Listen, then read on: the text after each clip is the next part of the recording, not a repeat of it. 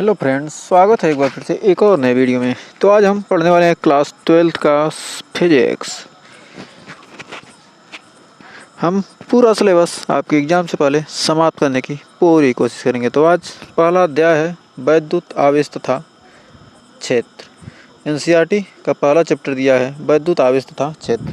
आप other book से देखेंगे तो 2-3 चैप्टर मिलाकर एक चैप्टर बना है। तो हम पूरे डिटेल के साथ एनसीईआरटी के सिलेबस को लेकर चलेंगे।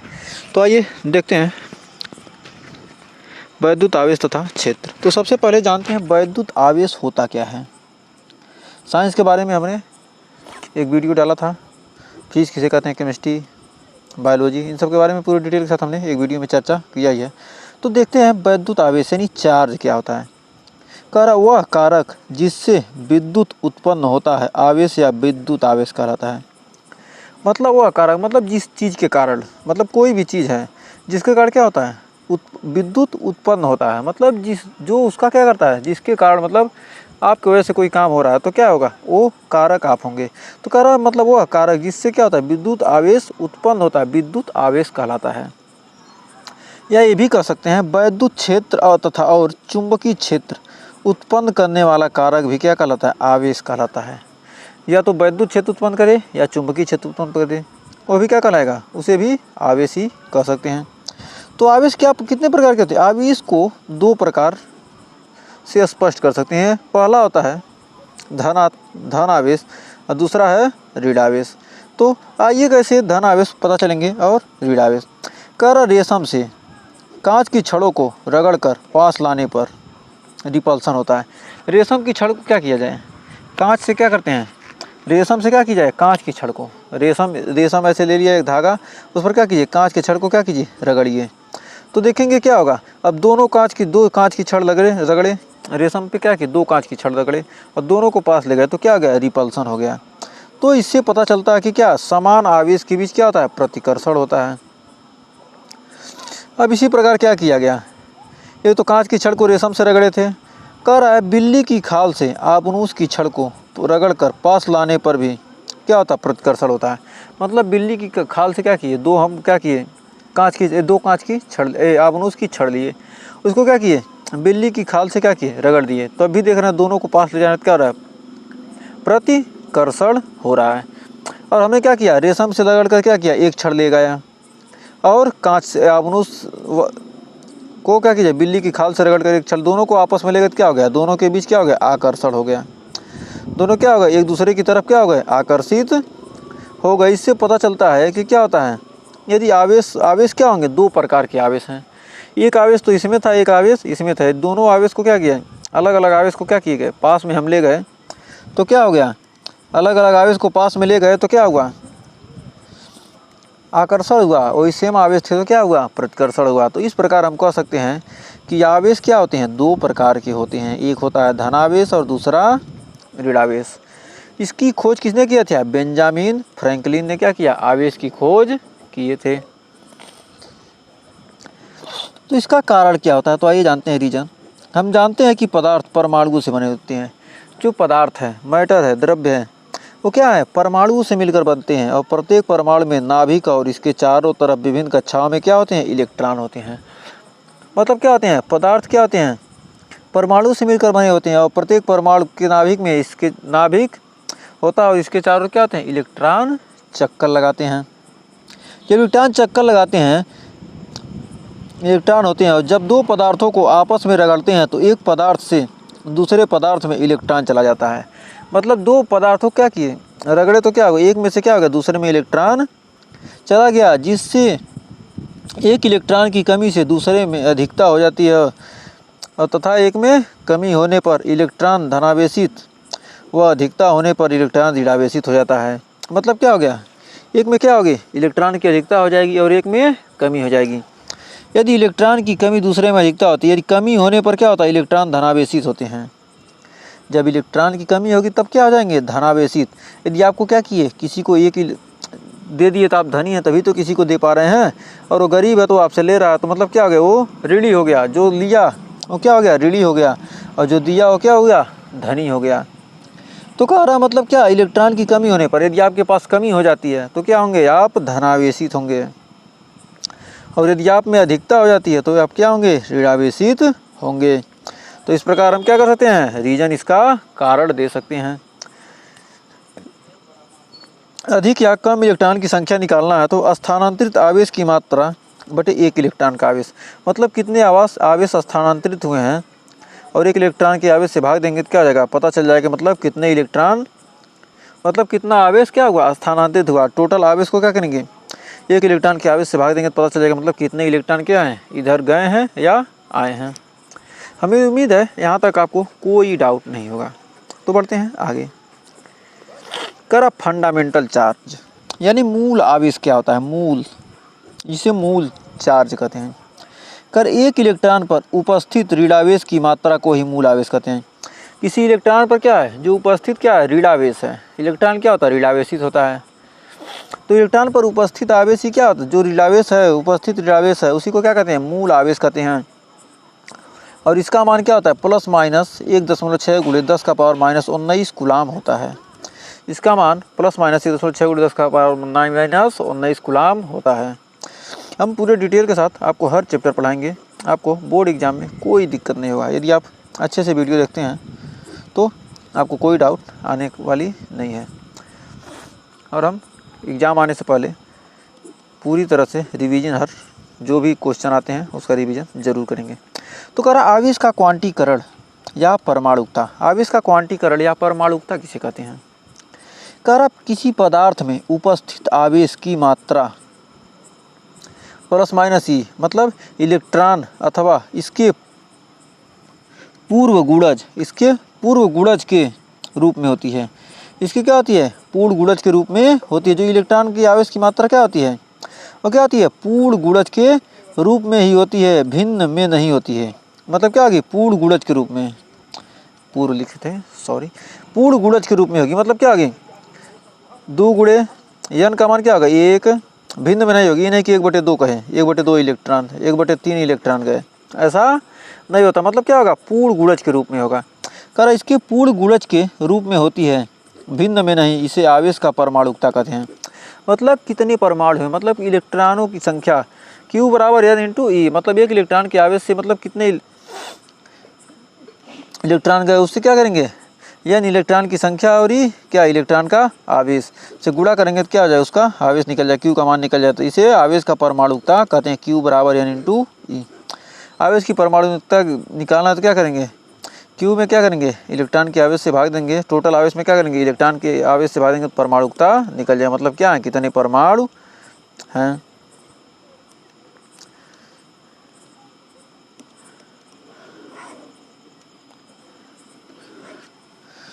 तो हमें उम्मीद है यहाँ तक कोई डाउट नहीं होगा। मतलब आवेश या क्वांटिकल का परमाणुकता का मतलब क्या हुआ है, कर अब किसी पदार्थ में उपस्थित जो आवेश की मात्रा है प्लस माइनस ई, मतलब इलेक्ट्रॉन का आवेश की मात्रा तथा इसके पूर्ण गुणज के रूप में होती है। मतलब उपस्थित आवेश की मात्रा यानी प्लस माइनस ई तथा इसके पूर्ण गुणज यानी n के रूप में होती है, भिन्न में नहीं होती। इसे आवेश का क्या कहते हैं, परमाणुकता कहते हैं। तो आइए आगे बढ़ते हैं। कर लॉ ऑफ कंजर्वेशन, मतलब आवेश संरक्षण का नियम। Law of conservation of energy charge, ऊर्जा संरक्षण का नियम, आवेश संरक्षण का नियम, संवेग संरक्षण का नियम, बहुत सारे संरक्षण के नियम हमने पढ़ा ही है। 11th में पढ़ा होगा संवेग संरक्षण का नियम। तो आज हम पढ़ेंगे आवेश संरक्षण का नियम। आवेश संरक्षण का नियम क्या होता है, आवेश को न तो उत्पन्न किया जा सकता है और न ही नष्ट किया जा सकता है। कोई भी आवेश है न तो उत्पन्न कर सकते हैं और न ही क्या कर सकते हैं, नष्ट कर सकते हैं। इसे केवल क्या करते हैं, एक पदार्थ से, मतलब इस पदार्थ में था, इस पदार्थ को क्या किए, रगड़े, इस पर रगड़े तो क्या होगा, इसमें से उसमें चला गया और उसमें से इसमें आ गया, नष्ट नहीं हुआ। मतलब क्या कर रहा है, कहने का मतलब यह है कि मतलब क्या है, आवेश को क्या कर सकते हैं, न तो बना सकते हैं और न ही उसे ख़त्म कर सकते हैं। सिर्फ क्या कर सकते हैं, उसे एक स्थान से दूसरे स्थान पर स्थानांतरित कर सकते हैं, या एक पदार्थ से दूसरे पदार्थ में क्या होता है, स्थानांतरित किया जा सकता है। इसे आवेश संरक्षण का नियम कहते हैं। तो क्या होता है, द्रव्यमान संरक्षण का नियम भी पढ़े हैं। मतलब द्रव्यमान को न तो उत्पन्न कर सकते हैं और न ही नष्ट कर सकते हैं, द्रव्यमान संरक्षण का नियम हो जाता है।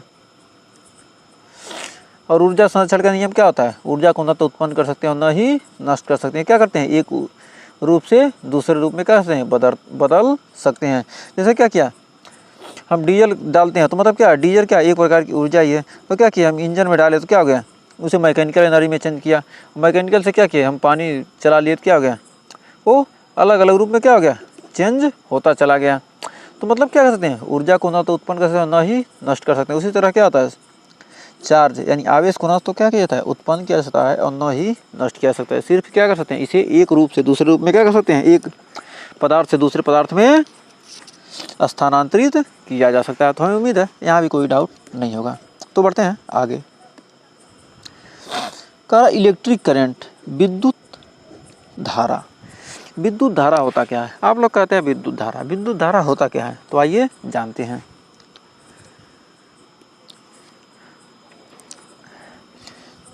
इलेक्ट्रिक करंट यानी विद्युत धारा होता क्या है, आवेश प्रवाह की दर। आवेश को क्या होता है, जैसे जैसे आवेश प्रवाहित होता है, मतलब जितनी समय तक प्रवाहित हुआ वही क्या कहलाता है, विद्युत धारा कहला गया। एकदम सिंपल सा, आई बराबर क्यू अपॉन टी, जहाँ क्यू क्या है, आवेश है, और टी समय है, मतलब कितने समय तक क्या हो रहा है, आवेश प्रवाहित हो रहा है, वही क्या कहलाती है, विद्युत धारा कहता है।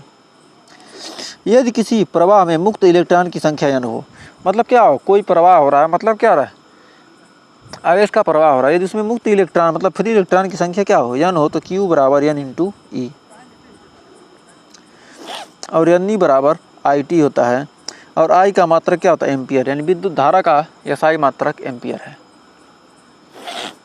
तो परीक्षा में बहुविकल्पी में क्वेश्चन आता है, धारा का मात्रक क्या होता है, तो आप एम्पियर दे देगा, वोल्ट देगा, जूल दे देगा, कूलाम दे देगा, तो आप कन्फ्यूज हो जाएंगे। तो आप याद रखिएगा, धारा का मात्रक क्या होता है, एम्पियर होता है। और इसे इसकी बीमा लिखना है तो क्या करेंगे, कैपिटल ऐसे लिख देंगे, इसकी बीमा हो गई। और क्यू आवेश का मात्रक एम्पियर सेकेंड या कूलाम होता है। आवेश का मात्रक क्या होता है, या तो कूलाम होगा या एम्पियर सेकेंड होगा। और आवेश की बीमा ज्ञात करना है तो ए इंटू टी, एम्पियर सेकेंड ए से एम्पियर, टी से टाइम यानी समय, समय को क्या होता है कैपिटल टी से लिखते हैं। तो यहाँ तक हमें उम्मीद है कोई डाउट नहीं होगा। तो आइए बढ़ते हैं आगे। करा टेस्ट चार्ज या परीक्षण आवेश। परीक्षण आवेश किसे कहते हैं, मतलब टेस्ट मतलब परीक्षण करना। टेस्ट चार्ज किसे कहेंगे, ऐसा आवेश जिसके द्वारा उत्पन्न विद्युत क्षेत्र का प्रभाव नगण्य होता है। मतलब ऐसा आवेश जिसके कारण क्या होगा, विद्युत क्षेत्र उत्पन्न होगा, उसका प्रभाव क्या होगा, इफेक्ट नगण्य होगा। यही क्या होता है, परीक्षण आवेश कहलाता है। इसे क्यू नॉट से लिखते हैं, मतलब किसी परीक्षण आवेश को इतना दूरी तक लाने पर किया गया कार्य, ये सब अभी आगे हम पढ़ेंगे। परीक्षण आवेश का परिभाषा बच जाने के मतलब क्या होता है, जिसके द्वारा जो भी विद्युत क्षेत्र उत्पन्न होगा उसका प्रभाव क्या होगा, नगण्य हो गया, मतलब न के बराबर, मतलब उसका कोई मतलब ही नहीं होगा। जो भी विद्युत क्षेत्र उत्पन्न होगा उससे कोई भी फर्क नहीं पड़ेगा। तो उम्मीद है यहाँ तक कोई डाउट नहीं होगा। तो आइए बढ़ते हैं आगे। अब आइए जानते हैं कूलाम का नियम, लॉ ऑफ कूलाम। कूलाम साहब एक साइंटिस्ट थे, उन्होंने क्या किया, एक नियम दिया। तो आइए इनके नियम के बारे में जानते हैं। इन्हें क्या कहा, दो स्थिर बिंदु आवेश, मतलब क्या, दो स्थिर बिंदु आवेश Q1 और Q2 हमने ले लिया, Q1 व Q2। क्या किया हमने, दो स्थिर बिंदु आवेश ले लिए, मतलब दो स्थिर बिंदु आवेश ले लिए कि मध्य कार्य करने वाला विद्युत बल, इन दोनों के बीच क्या हो रहा है, कोई विद्युत बल कार्य करता है, या तो आकर्षण लगेगा या तो प्रतिकर्षण। उन दोनों आवेशों के बीच कार्य करने वाला विद्युत बल दोनों आवेशों के मात्रकों के, मतलब दोनों आवेश के मात्रक के गुणनफल के और तथा इनकी बीच की दूरी के वर्ग के व्युत्क्रमानुपाती होता है। मतलब इन दोनों के बीच कितनी दूरी पर हैं, ये दोनों आवेश क्या है, कितनी दूरी पर हैं, उनके दूरी के बीच के वर्ग के व्युत्क्रमानुपाती होता है। इसे कूलाम का नियम कहते हैं। तो इसे पढ़ लीजिएगा। कह रहा है, दो स्थिर बिंदु आवेश के मध्य कार्यरत विद्युत आकर्षण या प्रतिकर्षण बल दोनों आवेशों के मात्रकों के गुणनफल के अनुक्रमानुपाती तथा उनके बीच की दूरी के वर्ग के व्युत्क्रमानुपाती होता है। इसे कूलाम का नियम कहते हैं। इसकी दिशा दोनों आवेशों को मिलाने वाली रेखा के समदिश होती है। मतलब दोनों रेखा को मिलाने वाली, दोनों क्या कीजिए, दोनों बिंदुओं को मिलाने वाली रेखा के समदिश मतलब समान दिशा में होती है। तो यह प्रोपोर्शनल टू Q1 Q2 और यह प्रोपोर्शनल टू क्या दिया, 1/r²। इन दोनों आवेशों के बीच की दूरी के गुणनफल के उनको अनुपातिक और उनके बीच की दूरी के वर्ग के बीच को अनुपाती होता है, यही लिखा है। तो दोनों को मिलाएंगे तो क्या होगा, Q1 Q2 upon R square. यदि क्या करेंगे, प्रोपोर्शनल का चिन्ह हटाएंगे तो क्या होगा, K लग जाएगा। और K का मान क्या होता है, 9 × 10⁻9 न्यूटन मीटर स्क्वायर प्रति कूलाम। K क्या है, एक नियतांक है जिसका मान 9 × 10⁻9 न्यूटन मीटर स्क्वायर प्रति कूलाम है। K का मान होता है, यहाँ K क्या है, K का मान है 1/4 पाई एप्सिलॉन नॉट। K का मान क्या है, 1/4 पाई एप्सिलॉन नॉट। और इसी का मान क्या है, 9 × 10⁻9 न्यूटन मीटर स्क्वायर प्रति कूलाम स्क्वायर। तो अब बराबर 1/4 pi epsilon not Q1 Q2 upon R square, जहाँ एप्सिलॉन नॉट क्या है, निर्वात की विद्युतशीलता है। निर्वात की विद्युतशीलता है, एप्सिलॉन नॉट को कहते हैं निर्वात की विद्युतशीलता। पूछ देगा एप्सिलॉन नॉट इसे क्या कहते हैं, निर्वात की विद्युतशीलता, चुंबकशीलता, प्रतिरोधकता, मतलब ऑप्शन दे देगा इठो। और क्या करेंगे, निर्वात की विद्युतशीलता। ऐसे आप एक एक चीज़ के बारे में धीरे धीरे जानते रहेंगे, आपको सारी चीज़ें जानकारी अच्छे से हो जाएगी, कोई डाउट नहीं होगा। तो उम्मीद है यहाँ तक भी कोई डाउट नहीं होगा। तो आइए बढ़ते हैं आगे। परमिटिविटी क्या होती है, विद्युतशीलता। परमिटिविटी मतलब होता है विद्युतशीलता। तो ज़्यादा से ज़्यादा इंग्लिश का यूज करेंगे, जिससे आपको इंग्लिश की भी नॉलेज बढ़ती रहे, क्योंकि आप इंटर के बाद कहीं भी एडमिशन लेंगे तो आपको लगभग इंग्लिश की ज़्यादा ज़रूरत पड़ेगी, तो इंग्लिश जाना ज़रूरी है।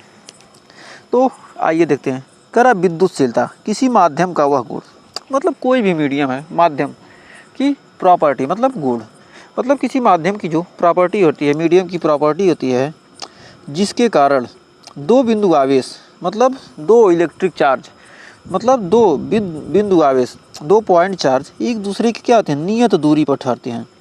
जिसके कारण क्या होते हैं, दो बिंदु आवेश 2 पॉइंट चार्ज क्या होंगे, एक दूसरे से नियत दूरी पर ठहरते हैं। मतलब विद्युतशीलता क्या है, किसी माध्यम का वह गुण है जिसके कारण क्या होते हैं, दो बिंदु आवेश एक दूसरे से क्या होते हैं, नियत दूरी पर ठहरते हैं। तो यह proportional to 4 pi epsilon not Q1 Q2 upon R square. हमने ये पीछे भी सूत्र इसको पढ़ा है। तो हमको क्या करना है, विद्युतशीलता निकालना है। तो एप्सिलॉन नॉट का मात्रक हमको निकालना है। तो एप्सिलॉन नॉट बराबर हो जाएगा Q1 एप्सिलॉन नॉट को क्या करेंगे, यहाँ ऊपर लाएंगे, अब नीचे आ जाएगा। तो आ जाएगा Q1 Q2 upon R square, Q1 Q2 अपान F स्क्वायर। तो Q1 Q2 का मात्रक क्या हो जाएगा, कूलाम इंटू कूलाम, और F बल का मात्रक न्यूटन, और R का मात्रक मीटर स्क्वायर। तो कूलाम स्क्वायर प्रति न्यूटन मीटर स्क्वायर। तो क्या होगा, एप्सिलॉन की क्या हो जाएगा, मात्रक हो जाएगा। यदि एप्सिलॉन नॉट का मान हमको ज्ञात करना है तो 8.85 4 × 10⁻−12 coulomb square newton inverse meter square का इनवर्स, क्या हो जाएगा, यही मान आ जाएगा। तो उम्मीद है यहाँ तक भी आपको कोई डाउट नहीं होगा। तो बढ़ते हैं आगे। करा कूलाम के नियम का सदिश रूप, मतलब कूलाम का नियम हमने तो पढ़ लिया, अब इसको सदिश रूप में कैसे व्यक्त करेंगे, वेक्टर फॉर्म में। तो माना दो बिंदु आवेश Q1 व Q2 हैं, दो बिंदु आवेश Q1 व Q2 हैं, मतलब एक बिंदु आवेश यहाँ है और एक यहाँ। दो बिंदु आवेश हमने क्या किया, Q1 व Q2 ले लिया। क्रमशः मूल बिंदु से R1 तथा R2 द्विरूपीय हैं। मूल बिंदु ये क्या है, मूल बिंदु ये है, यहाँ से क्या है, R1 दूरी पर एक है और R2 दूरी पर ये दोनों हैं। R1 R2 दूरी पर स्थित हैं तथा इनके बीच की दूरी R है। इन दोनों के बीच की दूरी क्या है, इनके बीच की दूरी क्या है, R है। तो B से A की ओर एकांक वेक्टर R12 हो जाएगा। B से A की ओर एकांक वेक्टर क्या हो जाएगा, R12 हो जाएगा। B से A की ओर R12 हो जाएगा। यदि दोनों आवेश सजाती हों, तो B से A की ओर लगने वाला बल, ये दोनों आवेश क्या हैं, सजाती हैं, मतलब समान जात के हैं, तो उनके बीच लगने वाला बल F21, मतलब 2 से 1 की ओर, B से A की ओर, मतलब F21, 2 से 1 की ओर लगने वाला बल 1/4 pi epsilon not Q1 Q2 upon R square. तो R21 मतलब उसके वेक्टर क्या होगा, जब 2 से A की ओर लगेगा, तो क्या होगा, R21 एकांक वेक्टर R21 हो जाएगा। और 2 2 से, तो जब 2 1 हो जाएगा 1/4 Q1 Q2 अपान वेक्टर r इंटू, इनके बीच की दूरी क्या है, वेक्टर r इंटू एकांक वेक्टर r2 1 हो जाएगा। इसको, इस वेक्टर को हटाना है तो क्या आ गया, त्रिभुज ओ ए बी में वेक्टर नियम से, त्रिभुज, इस त्रिभुज में क्या है, वेक्टर नियम से, ओ ए बी में वेक्टर नियम से, तो ओ ए बराबर ओ बी प्लस बी ए, ओ ए बराबर हो जाएगा, ओ ए बराबर ओ बी प्लस क्या हो जाएगा, बी ए, ओ बी प्लस बी ए, ओ बी प्लस बी ए। मतलब इसके बीच निकालना है, तो ओ ए निकालना है, ओ से ए की तरफ निकालना है, ओ से ए की तरफ निकालना, तो ओ ए बराबर ओ बी प्लस बी ए।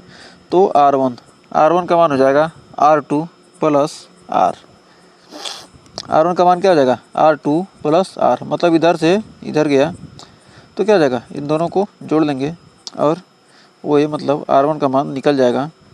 तो R1 का मान निकल गया, तो R का मान निकालना है हमको, तो R1 माइनस R2, तो vector R1 minus vector R2, तो समीकरण 1 से, ये समीकरण 1 है, इससे तो वेक्टर R1 का मान रख देंगे, तो यहाँ से आपको मिल जाएगा वो F21 बराबर 1/4 Q1 Q2 अपान R1 माइनस R2 और R1 माइनस R2, यहाँ पर क्यूब लग गया और यहाँ पर R1 माइनस R2 आ गया। तो वेक्टर R2 1 कैप बराबर 1, R2 1 बराबर यदि 1 हो, तो यदि R2 1 बराबर क्या मान लिया हमने, 1 के बराबर मान लिया, तब इतना हो जाएगा। तो उम्मीद है यहाँ तक आपको कोई डाउट नहीं होगा। वेक्टर का जोड़ घटाना आपने 11th में थोड़ा सा पढ़ा होगा, तो वहाँ से आपको यहाँ तक कोई डाउट नहीं होगा। तो अब हमारा रेखीय आवेश घनत्व होता क्या है, तो रेखीय आवेश घनत्व, लीनियर चार्ज डेंसिटी, कर एकांक लंबाई में उपस्थित आवेश को उसका रेखीय आवेश घनत्व कहते हैं।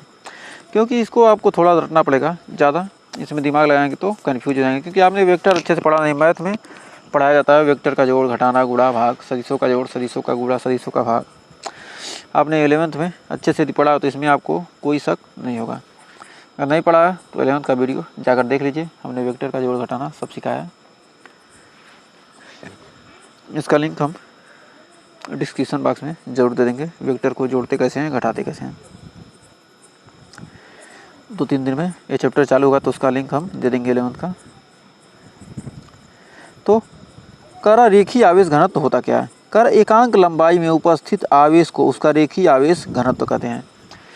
मतलब एकांक लंबाई में उपस्थित आवेश, मतलब एकांक लंबाई है, उसमें क्या है, उपस्थित जितना भी आवेश होगा उसका रेखीय आवेश घनत्व कहते हैं। इसे लैम्डा से लिखते हैं। तो Q अपान L, मतलब लंबाई L लंबाई में उपस्थित आवेश की मात्रा क्या कहते हैं, रेखीय आवेश घनत्व कहते हैं। लैम्डा और Q अपान L, और इसका मात्रक कूलाम प्रति मीटर होगा। आवेश का मात्रक Q कूलाम और L का मात्रक मीटर, तो क्या होगा, कूलाम प्रति मीटर हो जाएगा। हेडिंग है बहुल आवेशों के बीच,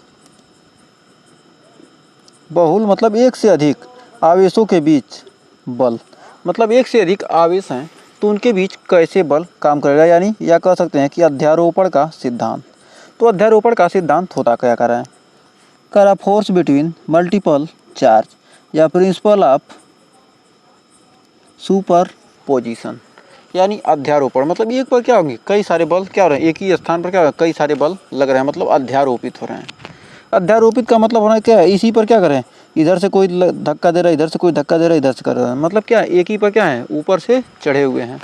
तो क्या करता है, यही होता है अध्यारोपित, मतलब एक को क्या है, सभी लोग छेके हुए हैं। कर यदि किसी निकाय में अनेक आवेश हों तो उनमें से किसी एक आवेश पर बल अन्य आवेशों के कारण अलग अलग बलों के वेक्टर योग के बराबर होता है। मतलब क्या कर रहा है, यदि एक ही निकाय पर अनेक आवेश हों, मतलब एक निकाय है, एक निकाय पर क्या है, बहुत सारे आवेश हों, तो उनमें किसी एक आवेश पर बल अन्य आवेश के कारण अलग अलग बलों के वेक्टर योग के बराबर होता है। मतलब इस आवेश पर क्या होता है, अन्य आवेशों के कारण जो क्या होगा, बलों का योग की क्या होगा, बराबर होगा, वेक्टर योग के बराबर होगा। इसे अध्यारोपण का सिद्धांत कहते हैं। तो एक बार और कर रहा है, मतलब क्या कर रहा है एक बार और समझिए। कर यदि किसी निकाय पर अनेक आवेश हों, मतलब ये कोई निकाय है, इस पर क्या है, बहुत सारे आवेश Q1 Q2 Q3 dot dot Qn आवेश हों, तो उनमें किसी एक आवेश पर, मतलब मान लेते हैं कोई क्या एक आवेश है, इस आवेश पर अन्य आवेश के कारण, मतलब ये सब जो जितने भी आवेश हैं के कारण लगने वाला बल अलग अलग बलों के वेक्टर योग के आवेश के कारण क्या होगा, अलग अलग बलों के वेक्टर योग के बराबर होगा। इसे क्या कहते हैं, अध्यारोपण का सिद्धांत, या प्रिंसिपल सुपर पोजिशन कहते हैं। तो मान लीजिए निकाय में n आवेश हैं, मान लेते हैं ये निकाय है, इस पर या n आवेश Q1 Q2 Q3, एक यह क्या है, ये Q1 है, ये Q2 है, ये Q3 है, और ये डॉट डॉट डॉट ये Qn है। मतलब तीन आवेश हैं, मतलब क्या है, n आवेश हैं, तीन आवेश कर रहे हैं, Q1 Q2 Q3 dot dot dot Qn, मतलब n आवेश हैं। तो माना इनमें से Q1 पर वैद्युत बल ज्ञात करना है। मान लेते हैं क्या है, एक Q1 आवेश है, इस पर क्या करना है, हमको वैद्युत बल की गणना करनी है। ये जो Q1 है, इस पर क्या करना है, हमको वैद्युत बल की क्या करना है, गणना करना है। इस Q1 पर क्या करना है, हमको वैद्युत बल की क्या करना है, इस पर गणना करना है। इस स्थान पर क्या करना है, हमको वैद्युत बल की क्या करना है, गणना करना है। तो गणना करने के लिए करना है तो तथा Q2 Q3 dot dot Qn के सापेक्ष, मतलब जो ये Q2 है, ये Q3 है और ये Qn, इनके सापेक्ष क्या करना है, यहाँ पर हमको बल की गणना करनी है, किस पर, Q1 पर।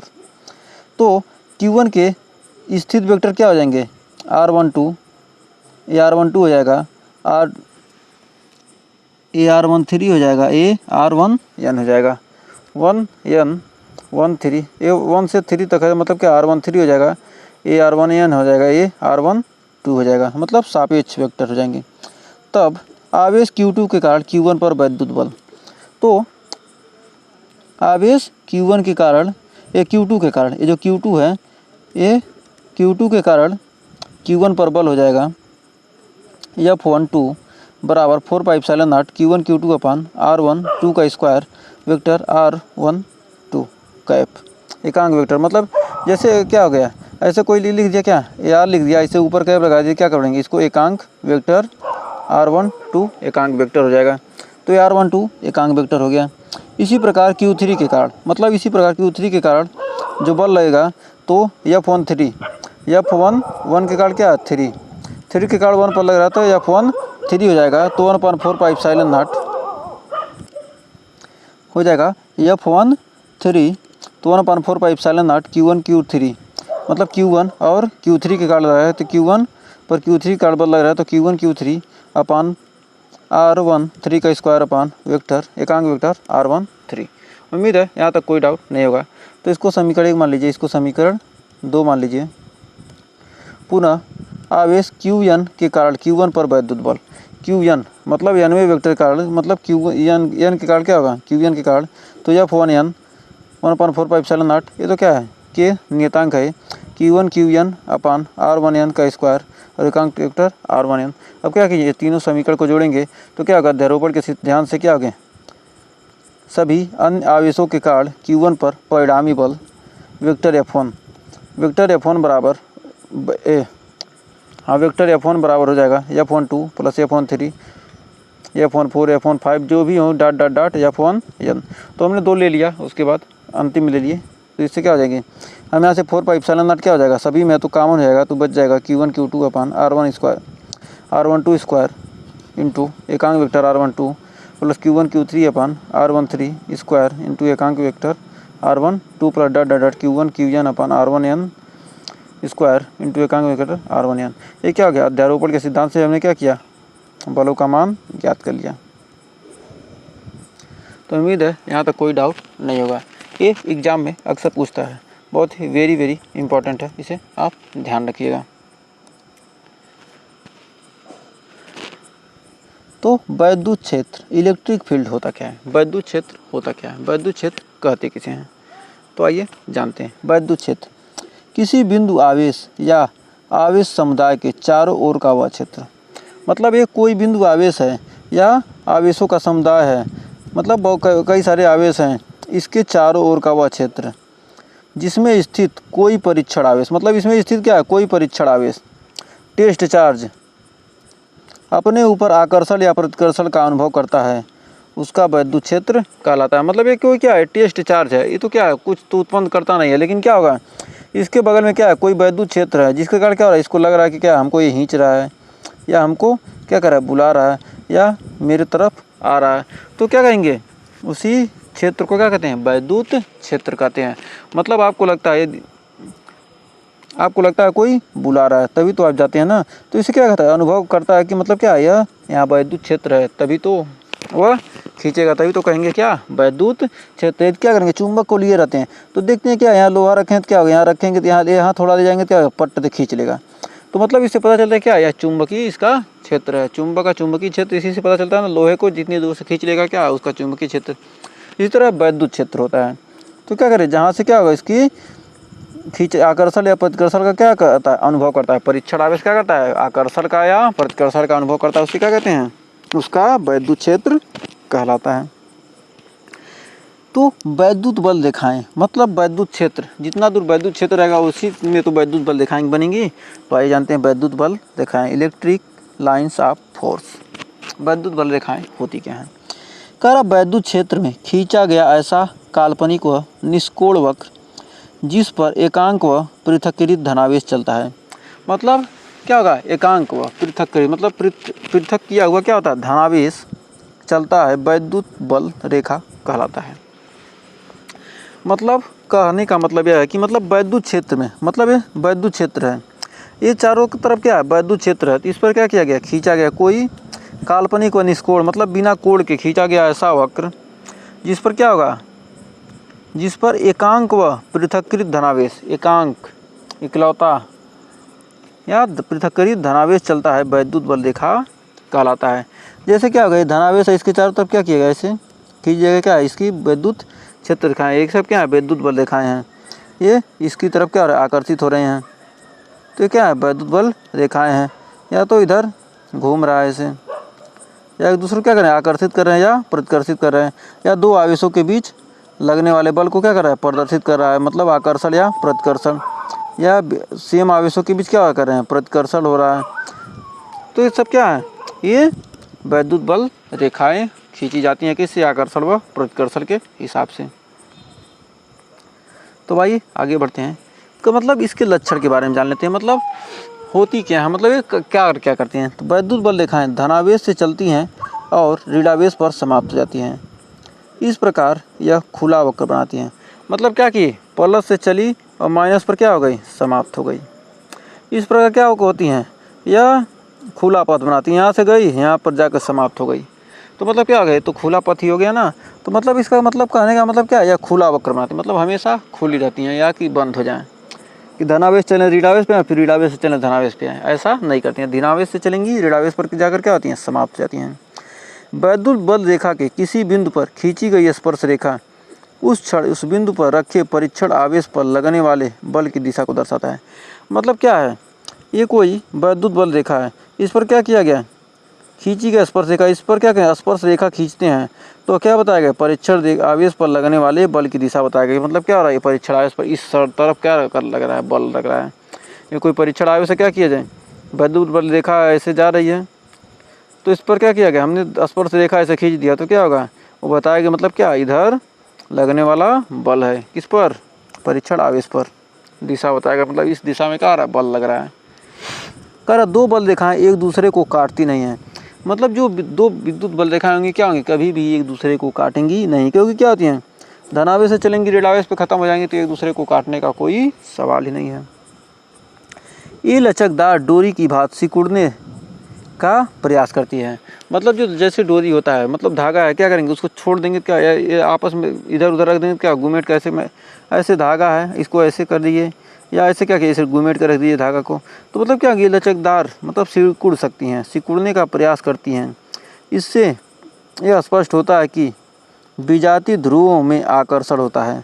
मतलब क्या होगा, इससे यह पता चलता है कि मतलब क्या होंगे, प्लस और माइनस मिलेंगे तो क्या होगा, आकर्षण होगा, यानी कि प्लस और प्लस में क्या होगा, हमेशा प्रतिकर्षण होगा, एक दूसरे को खदेड़ेंगे, लेकिन क्या होगी विजातीय मतलब सजाती क्या होगा, प्लस प्लस माइनस माइनस से क्या है सजाती है, मतलब समान जात के। तो क्या सजातीय आवेशों के बीच क्या होता है प्रतिकर्षण होगा। लड़के की लड़की की शादी होगी नहीं, तो मतलब लड़का लड़के से क्या होता है प्रतिकर्षित, लड़की लड़के को क्या करती है आकर्षित करती है। तो इसी प्रकार क्या होता है सजातीय आवेशों के बीच क्या होता है प्रतिकर्षण, मतलब लड़की लड़के से के साथ रहना पसंद करेगी नहीं, लड़की लड़के के साथ रहना पसंद करेगी, या लड़का लड़की के साथ, लड़की लड़की के साथ नहीं, लड़का लड़के के साथ नहीं। तो क्या होगा, इनके बीच प्रतिकर्षण होता है। जबकि क्या होगा समान आवेशों के बीच क्या होता है प्रतिकर्षण, और विपरीत आवेशों के बीच यानी विजातीय राशियों के बीच क्या होता है आकर्षण होता है। तो उम्मीद है यहाँ भी कोई डाउट नहीं होगा। तो बढ़ते हैं आगे। कर ये लंबाई के लंबवत एक दूसरे से दूर हटने का प्रयास करती हैं, मतलब लंबाई के लंबवत, लंबाई की क्या है ऐसे लंबवत हैं, ये लंबाई है इसे क्या होंगी लंबवत, हमेशा क्या होंगे दूर हटने का प्रयास करती है, अर्थात सजातीय आवेश के मध्य प्रतिकर्षण होता है। मतलब ये यहाँ पर यहाँ माइनस है और यहाँ भी माइनस है, इसके लंबवत क्या होंगी एक दूसरे से क्या करेंगे प्रतिकर्षित करेंगे, इधर जाएगा और ये इधर जाएगा, एक दूसरे को क्या करेंगे प्रतिकर्षित करती हैं। मतलब लंबाई के लंबवत एक दूसरे को क्या करती हैं दूर हटने का प्रयास करती हैं, अर्थात कर सकते हैं क्या सजातीय आवेशों के बीच क्या होता है प्रतिकर्षण होता है। हमने पीछे ये भी बताया आपको। करा किसी बिंदु आवेश के कारण वैद्युत क्षेत्र की तीव्रता, तो अगला हेडिंग है कोई बिंदु आवेश दिया है, ये कोई बिंदु आवेश है, इसके कारण क्या करा वैद्युत क्षेत्र की तीव्रता ज्ञात करना है।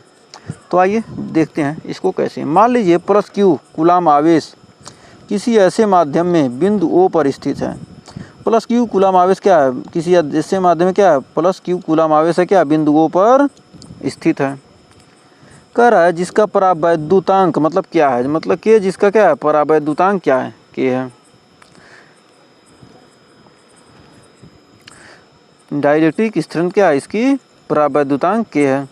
कर आवेश प्लस क्यू द्वारा उत्पन्न वैद्युत क्षेत्र, आवेश जो प्लस क्यू है इसके द्वारा उत्पन्न वैद्युत क्षेत्र में बिंदु ओ से आर मीटर की दूरी पर एक बिंदु पी है, मतलब इससे क्या है आर दूरी पर क्या है एक बिंदु पी है, इससे आर दूरी पर एक बिंदु है जिसका नाम क्या है पी है। हमने क्या किया एक बिंदु है पी है जिस पर वैद्युत क्षेत्र की तीव्रता ज्ञात करनी है। ये प्लस क्यू कूलाम आवेश क्या है प्लस क्यू कूलाम का क्या एक आवेश है जिससे क्या है आर दूरी पर स्थित एक बिंदु पी है, क्या करना है जिस पर वैद्युत क्षेत्र की हमको क्या करनी है तीव्रता ज्ञात करनी है। प्लस क्यू कूलाम क्या पी बिंदु है, प्लस क्यू कूलाम आवेश से क्या है आर दूरी पर क्या एक स्थित बिंदु पी है जिस पर क्या करना है वैद्युत क्षेत्र की हमको तीव्रता ज्ञात करनी है। तो माना कि बिंदु पी एक धन परीक्षण आवेश प्लस क्यू जीरो स्थित है, क्या है एक धन परीक्षण आवेश पी पर क्या है प्लस क्यू जीरो क्या है उपस्थित स्थित है क्यू जीरो परीक्षण आवेश। कर कूलाम के नियम से कूलाम के नियम के अनुसार धन परीक्षण आवेश क्यू जीरो पर लगने वाला वैद्युत बल का मान क्या हो जाएगा, लगने वाला वैद्युत बल का मान हो जाएगा या बराबर power 4 pi epsilon not Q into Q zero upon R square newton. मतलब कूलाम का नियम यही कहता है, मतलब दो बिंदुओं के बीच दो आवेशों के बीच लगने वाला बल क्या होता है 1/4 pi epsilon not Q1 Q2 upon R square यही होता है। तो Q और एक आवेश और एक Q0 है। तो होता है बिंदु P पर वैद्युत क्षेत्र की तीव्रता, तो बिंदु P पर वैद्युत क्षेत्र की तीव्रता क्या हो जाएगी E बराबर F/Q, E बराबर वैद्युत क्षेत्र की तीव्रता E बराबर हो जाएगा F/Q।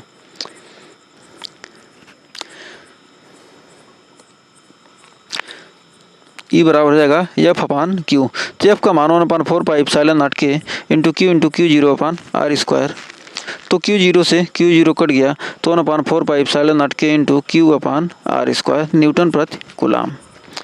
तो के निर्वात या वायु के लिए क्या हो जाएगा के का मान 1 हो जाएगा, तो वैद्युत क्षेत्र की तीव्रता आ जाएगा E बराबर 1/4 pi epsilon not Q upon R square. किसी बिंदु आवेश के कारण लगने वाला बल क्या होता है वैद्युत क्षेत्र की तीव्रता दिए गए आवेश के अनुपाती तथा उसके बीच की मतलब जिस बिंदु पर ज्ञात करना है उस दूरी के वर्ग के बीच क्रमानुपाती होता है। तो उम्मीद है यहाँ तक आपको कोई डाउट नहीं होगा। ई बराबर वैद्युत क्षेत्र की तीव्रता निकालना है आर दूरी पर स्थित किसी आवेश के लिए क्या हो जाएगा 1/4 pi epsilon not Q upon R square newton प्रति कूलाम, जहाँ 1/4 का मान क्या है 9 × 10⁻9 न्यूटन मीटर स्क्वायर प्रति कूलाम। हमेशा जहाँ इप्सिलॉन ए 1/4 का मान क्या होगा, हमेशा इतना ही होगा। तो उम्मीद है यहाँ तक भी कोई डाउट नहीं होगा। अगला है heading electric flux. Electric flux होता क्या है? वैद्युत फ्लक्स कह रहा वैद्युत क्षेत्र में किसी पृष्ठ से गुजरने वाली वैद्युत बल रेखाओं की संख्या। मतलब वैद्युत क्षेत्र में क्या है, किसी पृष्ठ से गुजरने वाली वैद्युत बल रेखाओं की संख्या की माप तल से बद्ध वैद्युत फ्लक्स कहलाती है। मतलब कह रहा वैद्युत क्षेत्र में किसी पृष्ठ से, मतलब वैद्युत क्षेत्र में क्या है, कोई पृष्ठ है से गुजरने वाली वैद्युत बल रेखाओं की संख्या। मतलब इस पृष्ठ से क्या हो रहे हैं, जितनी भी वैद्युत बल रेखाएं क्या हो रही हैं, गुजर रही हैं, का मान तल से बद्ध वैद्युत फ्लक्स, मतलब उसके तल से लगने वाली जो भी वैद्युत फ्लक्स क्या आती हैं, तल से बद्ध वैद्युत फ्लक्स कराते हैं। मतलब तल से बधी हुई क्या होती है, वैद्युत फ्लक्स कराते हैं। इसे फाई ई से लिखते हैं। यह एक क्या होती है, अदिश राशि होती है, मतलब स्केलर क्वांटिटी। वेक्टर मतलब क्या होता है, वेक्टर सदिश, और स्केलर मतलब अदिश राशि होती है। तो वैद्युत क्षेत्र ई में डी ए क्षेत्रफल से बद्ध फ्लक्स, मतलब ये क्या किया, एक छोटा सा हमने क्या लिया, क्षेत्रफल ले लिया डी ए क्षेत्रफल से बद्ध फ्लक्स का कितने भी फ्लक्स आ रहे हैं तो डी फाई ई बराबर ई इंटू डी ए। तो E D A cos theta, मतलब ई इंटू डी ए, इसका क्या करेंगे, वेक्टर डॉट प्रोडक्ट निकालेंगे तो E D A cos theta हो जाएगा। यदि संपूर्ण पृष्ठ से बल रेखाएं गुजरे तो इसका क्या करेंगे, पूरे संपूर्ण पृष्ठ से बल रेखाएं गुजरेंगी तो टोटल का क्या होगा, एरिया, इसका क्या करेंगे, इंटीग्रेशन करेंगे, समाकलन ए, निश्चित समाकलन ए ई इंटू डी ए। तो फाई ई बराबर हो जाएगा E integration A E into D A. तो कंडीशन एक, यदि थीटा का मान 0 हो, यदि थीटा का मान 0 तो डी फाई का मान ई इंटू डी ए हो जाएगा। डी फाई का मान क्या हो जाएगा, ई इंटू डी ए। यदि थीटा का मान 90 डिग्री तो डी फाई मतलब 0। यदि क्या होगी 90 डिग्री पर रहेगी तो क्या होगा, 90 डिग्री पर लगेगा तो क्या होगा, सीधे ऐसे आएगा तो क्या होगा, ऐसे सीधे निकल जाएगा तो क्या होगा, फ्लक्स का मान क्या हो जाएगा, 0 हो जाएगा। इलेक्ट्रिक फ्लक्स कोई भी फ्लक्स क्या होगा, नहीं काटेगी। मतलब ऐसे है, कोई क्या इस पर आएगा तो ऐसे निकल जाएगा तो क्या होगा, फ्लक्स का मान क्या हो जाएगा, 0 हो जाएगा 90 डिग्री, और 90 डिग्री से कम होगा तो क्या होगा, ऐसे मान होगा। तो उम्मीद है यहाँ तक भी कोई डाउट आपको नहीं होगा। और कोई डाउट होगा तो कमेंट सेशन में आप ज़रूर बताइएगा। तो इसको आप अच्छे से बना लीजिएगा। तो बढ़ते हैं अगले। करा वैद्युत द्विध्रुव मतलब इलेक्ट्रिक डाइपोल। वैद्युत द्विध्रुव होता क्या है, करा अत्यंत अल्प दूरी पर स्थित, परिमाण में समान किंतु चिन्ह में विपरीत। मतलब बहुत ही कम दूरी पर स्थित क्या हो, परिमाण में समान, मतलब क्या हो, जिनका मान क्या हो, मान लीजिए 2 है तो ये भी 2 हो, मतलब गिनती में, मतलब क्या हो, समान हो, लेकिन क्या हो, चिन्ह में विपरीत हो, एक प्लस हो एक माइनस हो। 2 आवेशों से निर्मित निकाय को वैद्युत द्विध्रुव कहते हैं। मतलब क्या है, समान परिमाण में समान हो लेकिन क्या हो, आवेश में विपरीत निर्मित निकाय को, 2 आवेशों से निर्मित निकाय को क्या कहते हैं, वैद्युत द्विध्रुव कहते हैं। मतलब जो 2 समान आवेशों से, लेकिन क्या हो, चिन्ह में विपरीत हो, मतलब परिमाण में समान हो लेकिन क्या हो, आवेश मतलब क्या, चिन्ह विपरीत हो को क्या कहेंगे, वैद्युत द्विध्रुव कहते हैं। इनमें से किसी एक आवेश के परिमाण व दोनों के बीच की दूरी के गुणनफलों को वैद्युत द्विध्रुव आघूर्ण कहते हैं। मतलब इनमें से किसी एक आवेश के परिमाण तथा दोनों आवेशों के बीच की दूरी के गुणनफल को क्या कहते हैं, वैद्युत द्विध्रुव कहते हैं। तो P × 2L, उन दोनों आवेशों के बीच की दूरी, दोनों आवेशों की बीच की दूरी के गुणनफल को क्या कहते हैं, और एक आवेश के परिमाण के गुणनफल क्या कहेंगे, वैद्युत द्विध्रुव कहेंगे। तो P बराबर हो जाएगा Q × 2L।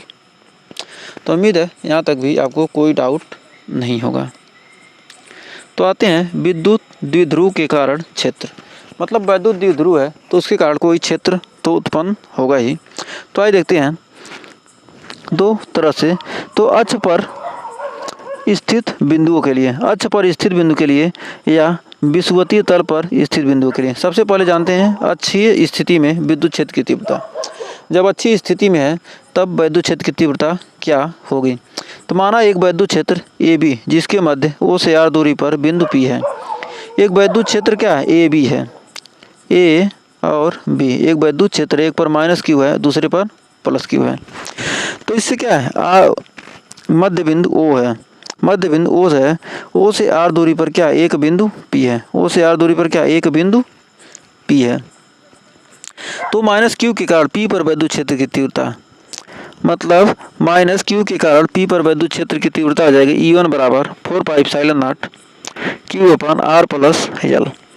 तो यहाँ से इतना ये 2L है और क्या है यहाँ की दूरी, यहाँ पर मान लेते हैं ये टोटल दूरी क्या है P तक, क्या है O से P तक दूरी हमने क्या माना है, R माना है। O से P तक की दूरी क्या है, मध्य बिंदु O से R की दूरी क्या है, P है। ये भी जिसके मध्य बिंदु O से R दूरी पर P है, मतलब O से P के बीच की दूरी क्या है, R है, तो हो जाएगा R और इतना A क्या है, ये मध्य बिंदु है तो क्या है L, R प्लस L हो जाएगा। तो मतलब R प्लस L का स्क्वायर P A की ओर, P से A की ओर क्या किया हमने, विद्युत क्षेत्र की तीव्रता निकाली। प्लस Q के कारण P पर विद्युत क्षेत्र की तीव्रता निकालेंगे तो E2 बराबर R माइनस L क्या हो जाएगा, यहाँ से निकालेंगे तो AL क्या हो जाएगा, AL घट जाएगा तो R माइनस L हो जाएगा। ये सेम ही है। तो उम्मीद है यहाँ तक आपको कोई डाउट नहीं होगा। अगर कोई डाउट हो तो जल्दी से कमेंट कीजिएगा। तो कह रहा P पर परिणामित तीव्रता, अब P पर क्या करना है हमको, परिणामित तीव्रता निकालना है।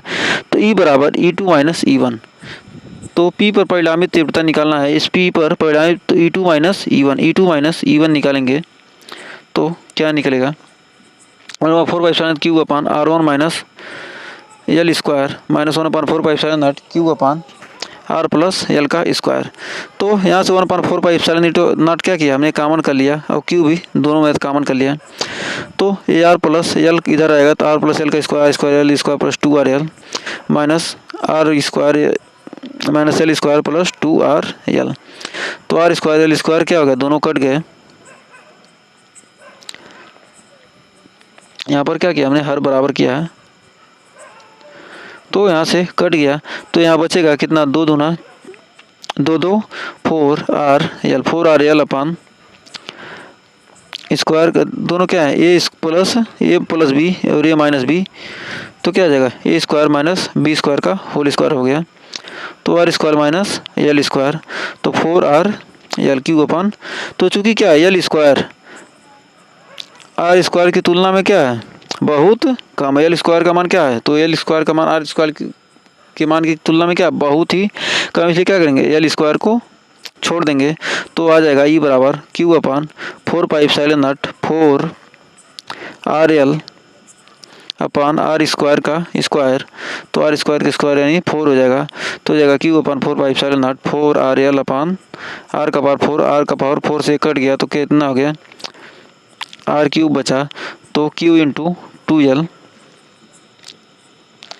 यहाँ से 2 कट गया तो क्या हो गया, 2 को यहाँ से 2L लिख दिए तो क्या लिख सकते हैं 2 into L, Q into 2L into 2, तो लिख सकते हैं E बराबर Q इंटू 2L का मान हमने क्या निकाला है, P बराबर होता है Q इंटू 2L। हमने यहाँ आगे पीछे पढ़ा है क्या होता है वैद्युत द्विध्रुव, क्या होता है द्विध्रुव और क्या होता है P बराबर Q इंटू 2L। तो हमने क्या किया वहीं से ये P into Q into 2L रख दिया, तो Q इंटू 2L का मान क्या हो गया P हो गया, तो 2P अपन R क्यूब। तो क्या हो गया वैद्युत द्विध्रुव आघूर्ण क्या हो गया, किस स्थिति में, अच्छी स्थिति में क्या हो गया विद्युत क्षेत्र की तीव्रता का मान क्या हो गया, अच्छी स्थिति में पूछेगा तो E बराबर 1/4 2P अपन R क्यूब। यहाँ 2QL बराबर क्या है P है विद्युत द्विध्रुव आघूर्ण, जहाँ P क्या है विद्युत द्विध्रुव आघूर्ण। हमें उम्मीद है यहाँ तक भी कोई डाउट नहीं होगा।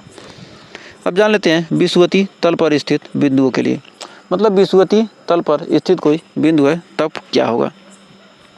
माना AB एक वैद्युत द्विध्रुव है, AB क्या है एक वैद्युत द्विध्रुव है, AB एक क्या है AB क्या एक वैद्युत द्विध्रुव है। इसके मध्य बिंदु O से R दूरी पर, मध्य बिंदु वो है, उससे r दूरी पर क्या किया है, इसके लंबवत, मध्य बिंदु से r दूरी पर लंबवत एक बिंदु P है।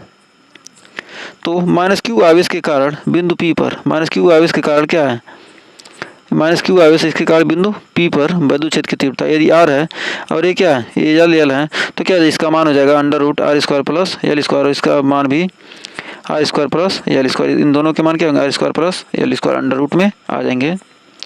क्या करेंगे, इसको क्या करेंगे, वेक्टर तोड़ेंगे तो क्या हो जाएगा, E2 साइन थीटा और ये E2 cos थीटा, E2 क्या है, E2 ये साइन थीटा, ये लंबवत घटक है, और E1 साइन थीटा, और क्या है ये क्षैतिज घटक क्या हो जाएगा, E1 cos theta, E2 cos theta. तो E1 E2 के लिए, E1 E2 के लिए क्या हो गया, E1 साइन थीटा और E2 cos थीटा।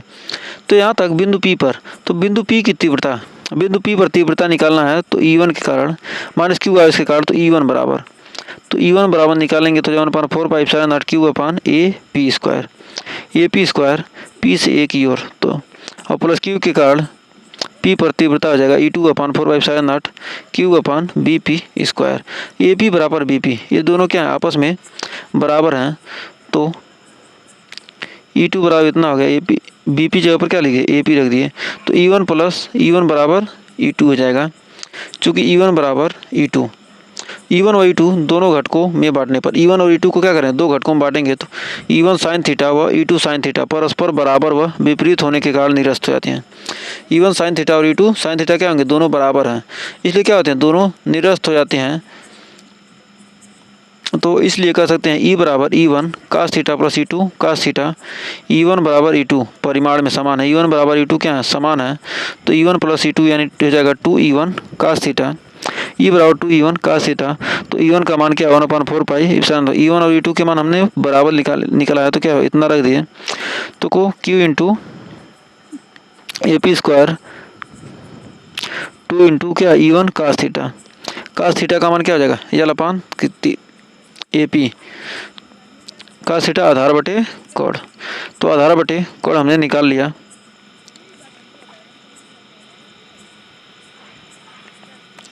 आधार L बटे ए पी हो जाएगा, आधार यहाँ और ये थीटा इसको लेते हैं, क्या होगा ये, तो ये भी थीटा होगा, यहाँ से आधार बटे कोण, cos थीटा बराबर आधार बटे कोण हो जाएगा, तो यहाँ से cos थीटा बराबर आधार बटे कोण लेते हैं, तो L अपान ए पी हो जाएगा, तो यहाँ से Q इंटू एल और ए पी क्यू हो जाएगा, और ए पी क्यू का मान क्या है, R square plus L square, तो क्या है ये 3 है, और 1/2 पहले से, ये तो क्या होगा 3/2 हो गया, तो R square plus L square, तो क्या करेंगे यहाँ पर एल स्क्वायर को क्या करेंगे, छोड़ देंगे,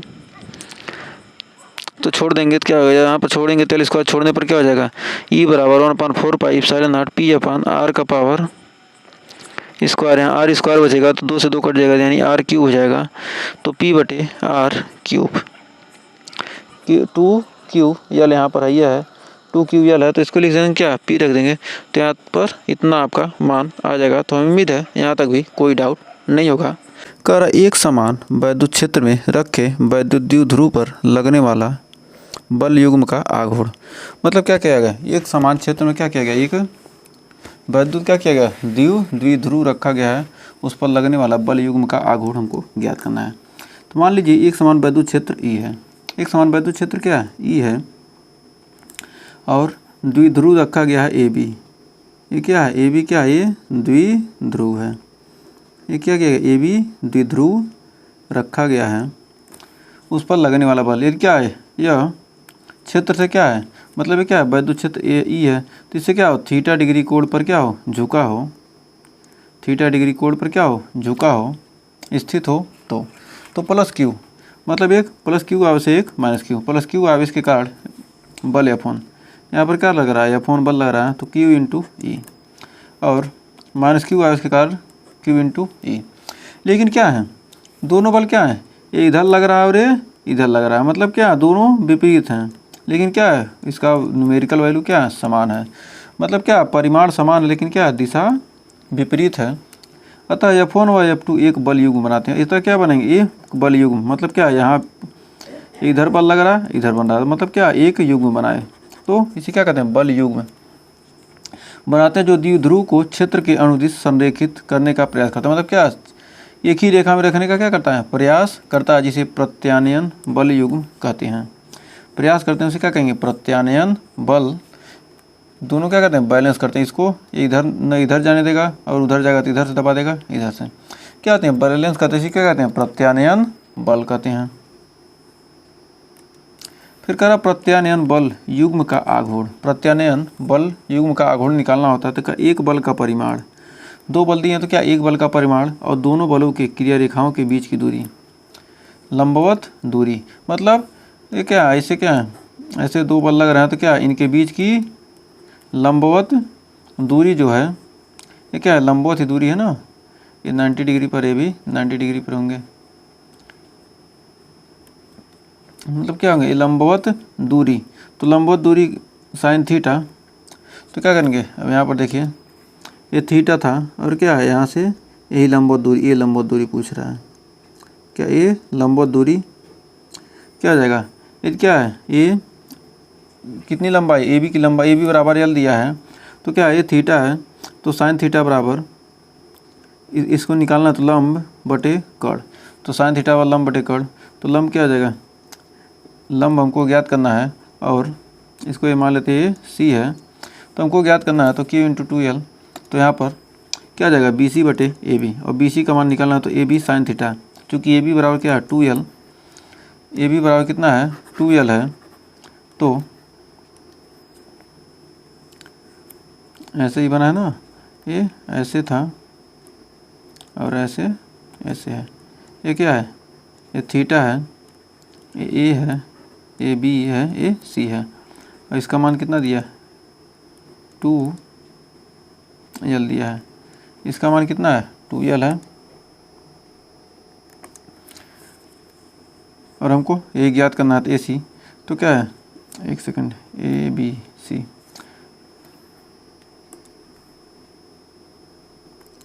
ABC, क्योंकि गलत हो जाएगा ना, ए है और ये B है, ठीक है, क्योंकि जो फार्मूला इसमें लगाया गया, मतलब हमको क्या करना है, यही मान ज्ञात करना, लंबवत दूरी ज्ञात करना है।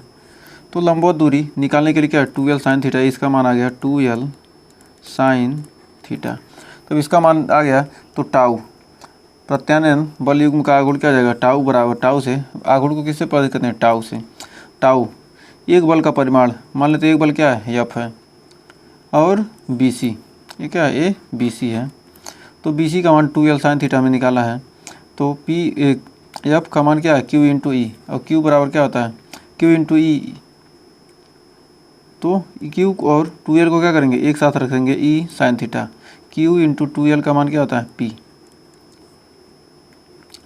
क्या होता है Q इंटू P, वैद्युत द्विध्रुव क्या होता है P इंटू PE, तो क्या आ जाएगा PE साइन थीटा, तो बल युग्म का आघूर्ण क्या होगा P इंटू ई, तो टाउ बराबर वेक्टर फार्म लिखेंगे तो vector P into vector E, ये थीटा का मान 90 डिग्री हो तो क्या होगा, बल आघूर्ण कितना लगेगा सबसे ज़्यादा, क्या होगा, तो यदि क्या करना है P निकालना है, वैद्युत द्विध्रुव निकालना है, तो क्या करेंगे टाउ मैक्स अपान ई से भाग देंगे, अतः एकांक वैद्युत क्षेत्र के लंबवत रखे वैद्युत द्विध्रुव पर लगने वाले बल युग्म के आघूर्ण को ही वैद्युत द्विध्रुव आघूर्ण कहते हैं।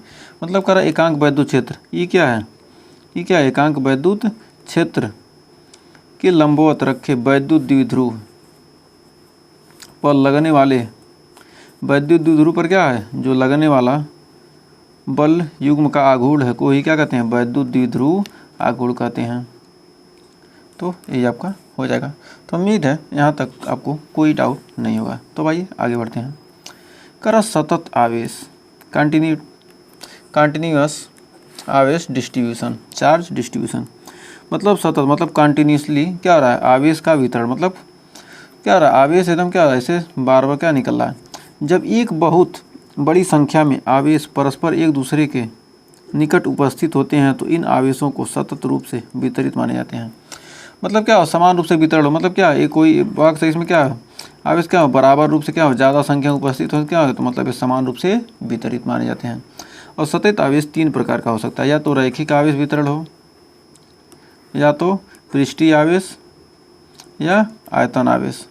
तो सबसे पहले रैखिक आवेश वितरण। जब आवेश लंबाई के अनुदिश या एक रेखा में वितरित या एक रेखा के रूप में क्या हो वितरित होता है, यह रेखा बहुत पतली मानी जाती है तथा पूरा आवेश इस पतली तार की सतह यानी परिधि के विपरीत माना जाता है और आवेश के इस प्रकार के वितरण को क्या कहते हैं, रेखीय आवेश वितरण कहते हैं।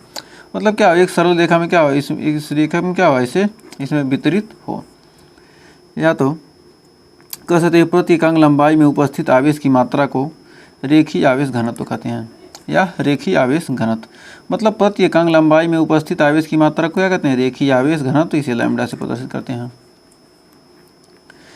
लीनियर चार्ज डिस्ट्रीब्यूशन, रेखीय आवेश घनत्व। एकांक लंबाई में उपस्थित आवेश की मात्रा को क्या कहते हैं, रेखीय आवेश घनत्व कहते हैं। फिर कह रहा है अगला है पृष्ठीय आवेश घनत्व।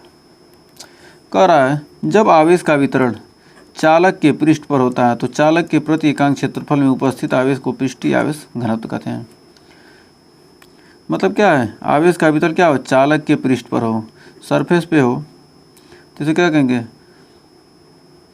सिग्मा बराबर क्यू अपान यस, इसे पृष्ठीय आवेश घनत्व कहते हैं। और आयतन आवेश घनत्व कर जब आवेश का वितरण किसी चालक के संपूर्ण आयतन में होता है तो चालक के प्रति एकांक आयतन में उपस्थित आवेश की मात्रा को आयतन आवेश घनत्व, प्रति एकांक आयतन में उपस्थित आवेश। और क्या है पृष्ठीय आवेश घनत्व क्या कहते हैं, एकांक क्षेत्रफल में यस से, एकांक क्षेत्रफल को क्या किया गया, यस से प्रदर्शित किया गया है। तो एकांक क्षेत्रफल में उपस्थित आवेश की मात्रा क्या कहते हैं, पृष्ठीय आवेश घनत्व कहते हैं। और यहाँ पर इसको रो से प्रदर्शित करते हैं, मतलब आयतन आवेश घनत्व को। फिर अगला है गाउस का नियम, बहुत very very important, very very important. Gauss का नियम एग्जाम में पूछ देता है। करा गाउस का नियम होता क्या है, सबसे पहले जान लेते हैं। करा वैद्युत क्षेत्र में किसी बंद पृष्ठ से गुजरने वाला संपूर्ण वैद्युत फ्लक्स उसमें प्रवाहित संपूर्ण आवेश के 1/ε गुना होता है। मतलब कह रहा है कि वैद्युत क्षेत्र में किसी बंद पृष्ठ में, वैद्युत क्षेत्र में क्या है, कोई बंद पृष्ठ है, उससे गुजरने वाला संपूर्ण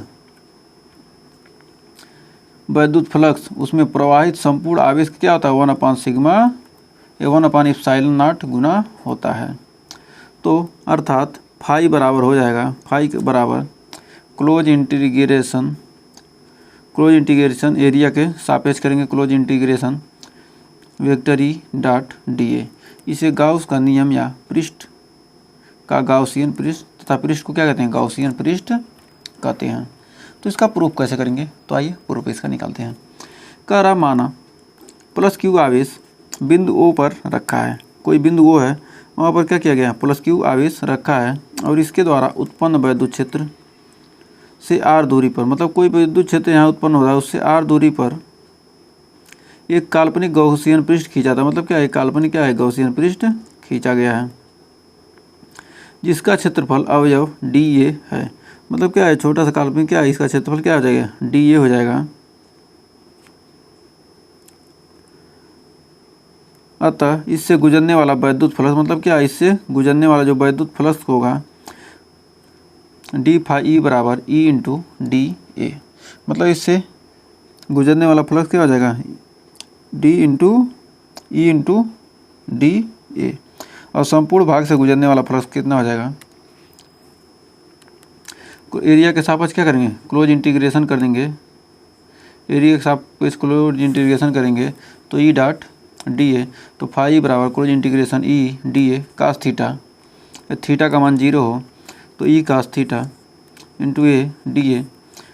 तो क्या होगा, क्लोज इंटीग्रेशन एरिया के सापेक्ष, तो डी ए बराबर 4πr²। एरिया क्या हो जाएगा, वृत्त का क्षेत्रफल क्या होता है, 4πr²। तो क्षेत्रफल निकाल लेंगे इसका, तो क्या आ जाएगा,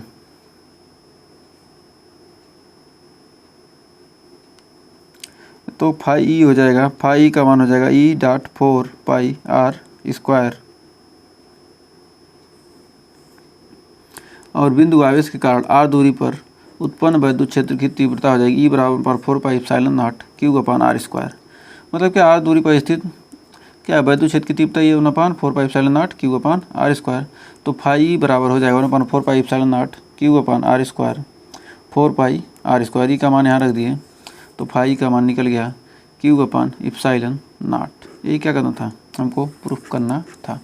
तो मतलब क्या कह रहा है, किसके गुना होता है, संपूर्ण आवेश वैद्युत फ्लक्स में उपस्थित संपूर्ण आवेश का क्या होता है 1/ε0 गुना होता है। तो क्या है संपूर्ण क्या है 1/ε0 गुना है। संपूर्ण आवेश का क्या होता है 1/, फ्लक्स का 1/, इतना गुना होता है। तो उम्मीद है यहाँ तक कोई डाउट नहीं होगा और आपको गाउस का नियम समझ में आ गया होगा। तो आइए देखते हैं अगला, करा गाउस के नियम का अनुप्रयोग। तो मतलब नियम था तो उसका उपयोग कैसे करेंगे, तो आइए उसके बारे में जानते हैं। करा अनंत लंबाई के आवेशित सीधे तार के कारण उत्पन्न वैद्युत क्षेत्र। कर अनंत लंबाई का क्या है, एक सीधा तार है के कारण क्या आता है वैद्युत क्षेत्र उत्पन्न होता है। तो वैद्युत क्षेत्र क्या है, माना एक चालक तार है जिसे +Q आवेश दिया गया है। ये क्या एक चालक तार है जिसे क्या किया गया +Q आवेश हमने दे दिया, जो समान रूप से वितरित है। इसमें क्या है समान रूप से क्या है वितरित है। इससे r दूरी पर एक गोली पृष्ठ खींचा जाता है। मतलब क्या, इससे r दूरी ले लिया, उससे क्या किया एक गोली पृष्ठ खींच लिए, खींचा जाता है, दूरी पर खींचा जाता है। और इस पृष्ठ को और जो यल लंबाई का एक बेलन है, मतलब क्या हो गया यल लंबाई का क्या हो गया एक बेलन के रूप में हो गया। किंतु P से गुजरने वाला वैद्युत फ्लक्स, मतलब किंतु क्या है जो बिंदु P है उससे गुजरने वाला वैद्युत फ्लक्स क्या होगा, तो d फाई E बराबर E इंटू डी ए। तो d फाई E बराबर E dot D A vector E dot D A. तो संपूर्ण पृष्ठ से गुजरने वाला फ्लक्स क्लोज इंटीग्रेशन करेंगे एरिया के सापेक्ष, तो क्या हो जाएगा E D A cos theta. अब फाई बराबर क्या हो जाएगा क्लोज इंटीग्रेशन एरिया के सापेक्ष डी ए। तो पृष्ठ बेलनाकार है, अतः पृष्ठ बेलनाकार है तो पृष्ठ बेलनाकार है तो हो जाएगा क्लोज इंटीग्रेशन 2πr_l। बेलन का क्या होता है क्षेत्रफल होता है 2πr_l, तो E डॉट 2πr_l हो जाएगा। परंतु गॉस प्रमेय से होता है फाई E बराबर Q/ε0। तो Q/ε0 फाई के जबर क्या लेंगे Q/ε0 और E डॉट 2πr_l, तो ये बराबर Q/2πr_l इंटू ε0। परंतु देखिए आवेश घनत्व क्या होता है, एकांक लंबाई में उपस्थित आवेश की मात्रा क्या कहते हैं रेखीय आवेश घनत्व कहते हैं। तो Q बराबर L इंटू लैम्डा, अतः E बराबर हो जाएगा λL/2πr_l ε0। L से L कट गया, इसके बाद आ जाएगा E बराबर λ/2πε0r। अब वेक्टर फॉर्म में लिखेंगे तो r क्या हो जाएगा एकांक वेक्टर 2πε0 इंटू r। चूँकि दो का अंश व हर में गुणा करने पर, दो का क्या करते हैं अंश और हर में गुणा कर देंगे तो 2λ/r और r का है 1/4πε0। दो का अंश और क्या है हमको 4πε0 के रूप में लाना है, तो वैद्युत क्षेत्र निकालना है। तो इस प्रकार क्या होगा हमको मिल गया, क्या निकालना था वैद्युत क्षेत्र निकालना था किसमें अंत लंबाई के सीधे आवेशित चालक तार में। मतलब कितनी लंबाई का, r लंबाई का क्या है कोई अनंत चालक है। तो यहाँ तक आपको कोई डाउट नहीं कर। अगला है एक समान आवेशित अनंत समतल चादर के कारण विद्युत क्षेत्र। तो माना क्या है अनंत विस्तार का एक समतल चादर है जिस पर +Q आवेश समान रूप से वितरित है। अनंत लंबाई का क्या है एक चादर है, समतल चादर जिस पर क्या है +Q आवेश वितरित है। यदि इसके सामने बिंदु P हो तो सममित रूप से दूसरा बिंदु P' लेने पर दोनों को मिलाकर खींचा गया गॉसियन पृष्ठ एक बेलन होगा। क्या किया दोनों को मिलाकर क्या किया गया एक गॉसियन पृष्ठ खींचा गया तो क्या हो गया बेलन हो गया। और वक्री भाग में वेक्टर E व वेक्टर DA के बीच कोण 90 डिग्री होगा, अतः इस भाग से गुजरने वाला वैद्युत फ्लक्स क्या हो रहा है ये समतल चादर इससे क्या किया है एक बेलन बनाया P' और P' क्या किया गया गॉसियन पृष्ठ खींचा गया। तो गुजरने वाला फ्लक्स क्या आ जाएगा फाई E बराबर E DA कास 90।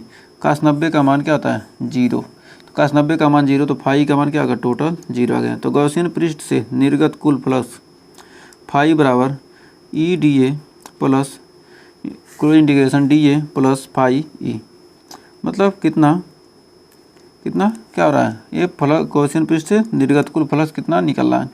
तो क्या होगा, इसका मान 0 हो गया, तो हो जाएगा phi E two integration phi dash E का मान कितना था, 0 था, ई डी ए कास 90 बराबर 0।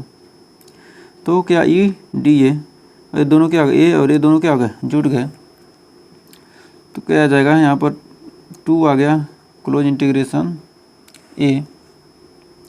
तो क्या एरिया के सापेक्ष क्या किया गया, इंटीग्रेशन यहाँ पे किया गया है, तो 2 integration E D A cos theta, theta बराबर 0, तो क्या हो जाएगा ई डी ए हो जाएगा, और 2 ई क्या हो जाएगा, कांस्टेंट था तो 2 ई बाहर निकल आया, और डी ए एरिया के सापेक्ष क्या 2 ई ए हो जाएगा, फाई बराबर, तो परंतु गॉस प्रमेय से फाई ई बराबर क्यू अपन इप्सिलॉन नॉट होता है, फाई का मान क्यू अपन इप्सिलॉन नॉट, तो क्यू अपन इप्सिलॉन नॉट लिखेंगे 2 इंटू ई ए, तो ई बराबर Q upon 2 epsilon not a, परंतु सिग्मा बराबर क्यू अपन ए, तो क्या हो जाएगा, सिग्मा जब क्यू अपन ए रखेंगे तो क्यू अपन ए, तो ई बराबर सिग्मा अपन 2 इप्सिलॉन नॉट। तो कंडीशन पहला देखिए क्या हो रहा है, E1 और E2 क्या हो, एक तरफ हो, तो E बराबर E1 प्लस A2, तो सिग्मा अपन 2 इप्सिलॉन नॉट, और सिग्मा अपन 2 इप्सिलॉन नॉट क्या हो जाएगा, E बराबर सिग्मा अपन इप्सिलॉन नॉट। यदि क्या हो, दोनों विपरीत दिशा में हो तो E बराबर 0 हो जाएगा। यदि क्या हो, दोनों क्या हो, एक दूसरे के तरफ आकर्षित हों, तो क्या होगा, E बराबर sigma upon epsilon not, E बराबर दोनों क्या होंगे, आपस में बराबर हो जाएंगे। तो कह रहा है एक समान आवेशित पतले गोली खोल के कारण विद्युत क्षेत्र, मतलब क्या एक समान आवेशित क्या है, पतला गोली खोल है, तो उसके कारण कौन सा विद्युत क्षेत्र उत्पन्न होगा। तो माना आर त्रिज्या का एक गोली कोष है, मान लेते हैं आर त्रिज्या का क्या है, कोई गोली कोष है, जिसे प्लस क्यू आवेश देने पर यह सतह में पर समान रूप से वितरित हो जाता है। आर त्रिज्या का क्या है, कोई गोला है जिस पर क्या है प्लस क्यू आवेश देते हैं, तो क्या पूरी तरह से क्या सतह पर क्या होता है, पूरी तरह से फैल जाता है, वितरित हो जाता है। यदि इस पर स्थित एक बिंदु P का क्षेत्रफल dA हो तो, और संपूर्ण आवेश के केंद्र O पर निहित मानने पर dA से गुजरने वाला वैद्युत फ्लक्स।